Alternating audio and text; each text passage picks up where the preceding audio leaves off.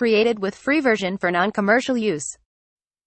Bonjour à toutes et à tous, c'est Valérie et compagnie, on se retrouve pour une nouvelle vidéo d'info et comme promis voici la vidéo sur le xCloud de Microsoft.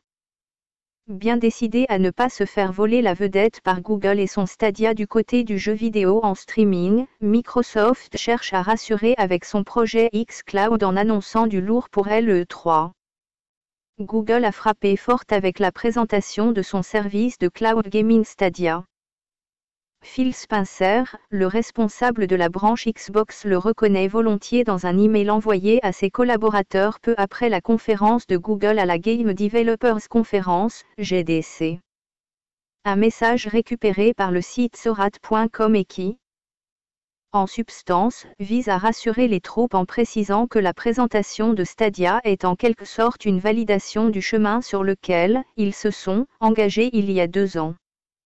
S'il admet avoir été impressionné par leur utilisation tirant parti de YouTube, leur utilisation de Google Assistant et par leur nouveau contrôleur de jeu Wi-Fi, il indique être prêt à rivaliser pour conquérir les 2 milliards de joueurs à travers la planète et prévoir un gros coup pour l'E3. Tout est question d'exécution, précise-t-il. Sachant que le lancement de la Xbox One a justement souffert de problèmes d'exécution, on ne peut qu'être d'accord avec cette conclusion. Des contrôles tactiles personnalisables. Contrairement à Google, Microsoft a toutefois profité de la GDC pour donner quelques détails sur son service pour le moment connu sous son nom de projet xCloud. En premier lieu, il est question de l'adaptation aux appareils utilisés. Avec un smartphone ou une tablette, il sera ainsi possible d'utiliser des commandes tactiles et pas forcément une manette de jeu. L'interface serait personnalisable et adaptée à certains jeux en particulier qui pourront profiter d'optimisation pour le tactile. Pour ce faire, Microsoft propose aux développeurs un Touch Adaptation Kit. Une possibilité que Stadia pourrait très bien offrir également, mais pour le moment Google est resté assez mystérieux sur les différentes facettes techniques de Stadia. Latence réduite et fonctionnement sur de petites connexions Internet. C'est aussi du côté des prérequis techniques que le xCloud pourrait tirer son épingle du jeu.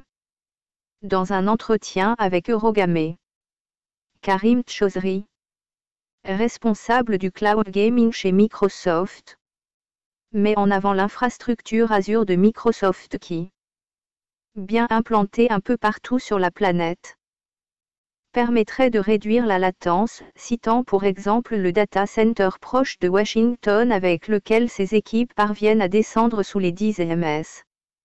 Avec un tel résultat possible uniquement si l'utilisateur est assez proche du data center. A priori, l'expérience utilisateur serait tout à fait comparable à celle vécue en local avec un jeu tournant directement sur une console ou un PC. Par ailleurs, Microsoft parviendrait à faire fonctionner son xCloud avec un débit de 9 à 10 Mbps pour la connexion Internet et espère même parvenir à descendre à 5 ou 6 Mbps d'ici le lancement commercial de xCloud. Il ne précise cependant pas avec quelle qualité d'affichage. Pour comparaison, Stadia demanderait pour le moment une connexion de 25 Mbps pour afficher un jeu en 1080p à 60 images par seconde, selon ce qu'a indiqué Phil Harrison dans un entretien avec Kotaku. Il s'agit néanmoins d'une configuration recommandée et non d'un débit minimum obligatoire, ce qui a son importance. D'autant que pour afficher le jeu en Ultra HD 4K, Stadia n'aurait besoin que de 30 Mbps, soit à peine plus qu'en Full HD. Dans tous les cas, c'est bel et bien la définition qui s'adapte au débit réel de la connexion et la qualité d'affichage dépend donc aussi de la stabilité de ladite connexion. Il faudra attendre la sortie des services de Google et Microsoft pour savoir lequel profite de la meilleure optimisation à ce niveau. Les deux géants possédant de solides infrastructures réseau, le combat promet d'être acharné. Une puissance de calcul pour le moment équivalente à une Xbox One S. S'il y a toutefois un point sur lequel Microsoft ne peut lutter avec son xCloud, c'est bel et bien celui de la puissance graphique disponible pour les joueurs. Si Google a fièrement mis en avant l'écrasante puissance brute de ses modules Stadia basés sur un GPU AMD, ce n'est pas un hasard. Avec 10,7 teraflops, ce dernier s'assure un rendu graphique de haute qualité, quand Microsoft se contente des 1,4 flops de la One S. Rien ne dit que xCloud ne proposera pas de meilleures performances au moment de son lancement commercial. Mais pour le moment, l'objectif de Microsoft n'est autre que de proposer les jeux Xbox One en streaming. La concurrence dans l'expectative. En attendant, les concurrents ne peuvent que fourbir leurs armes pour faire face à l'arrivée de tels mastodontes sur leur marché du cloud gaming. Le président de l'entreprise française Blad, par exemple, n'hésite pas à rappeler que contrairement à son service Shadow déjà commercialisé depuis plusieurs mois, Stadia ne possède ni prix, ni date de sortie, ni catalogue de jeux.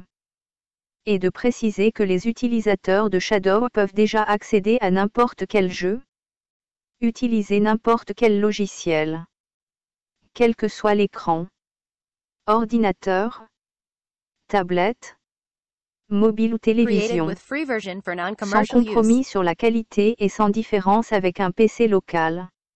Une précision qui a son importance. Puisqu'xCloud comme Stadia se concentrent sur le jeu et n'entendent pas, a priori, rendre disponible leur service pour des activités moins ludiques. Si tu as aimé la vidéo, mets un j'aime et abonne-toi et n'oublie pas d'activer la cloche pour avoir les notifications de mes dernières vidéos. À bientôt pour une prochaine vidéo sur Valérique et compagnie. Created with free version for non-commercial use.